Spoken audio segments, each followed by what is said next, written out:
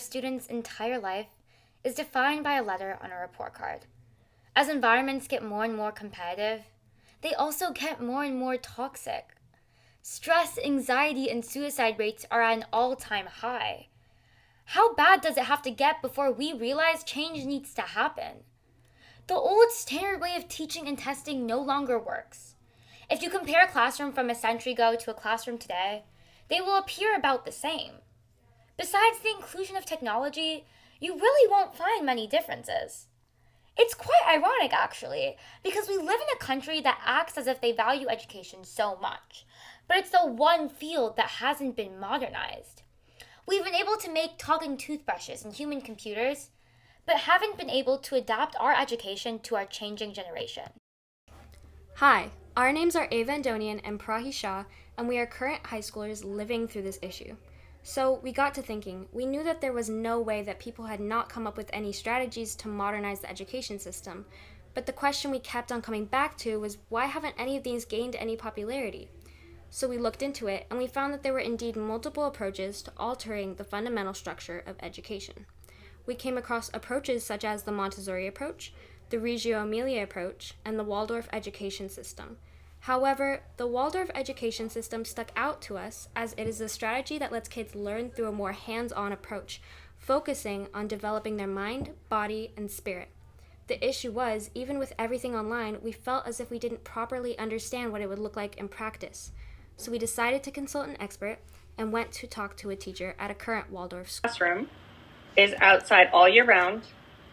If it is, like, let's say it's lightning or it's pouring to the point where we can't really, they nap outside on mats. We eat all our meals outside. And in the wintertime, they get in cool, warm, thick sleeping bags. Waldorf is very focused on the whole child.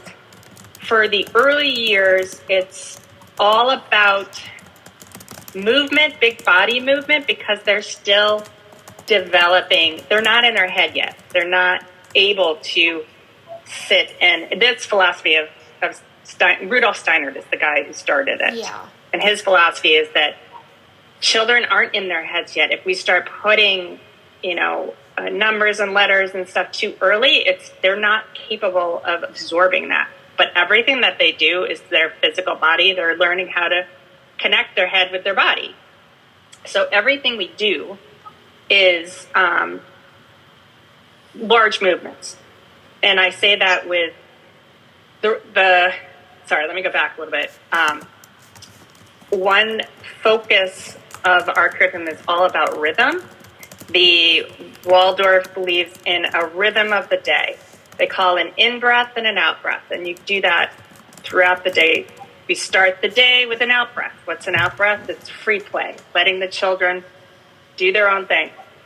Play, interact with each other. The teacher is there as a kind of a model and imitation. So I may be there in the morning, children may be playing around me, and I'm raking the leaves out of the sandbox. And literally it's like kind of busy work where then the children, they end up coming over to me and saying, I want to rake too. So then we get them rakes, and then they start to imitate what you're doing.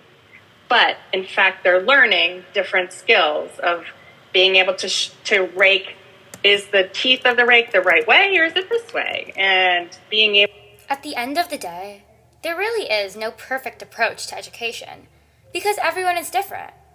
But the beauty of the Waldorf education system is that it adapts to the individual needs of kids. While it still has a long way to go, its focus on beginning to develop the mind and spirit from a young age using hands-on activities is exactly what this generation needs. It is time that we stop focusing education on standardized testing and GPAs and start prioritizing the well-being of students.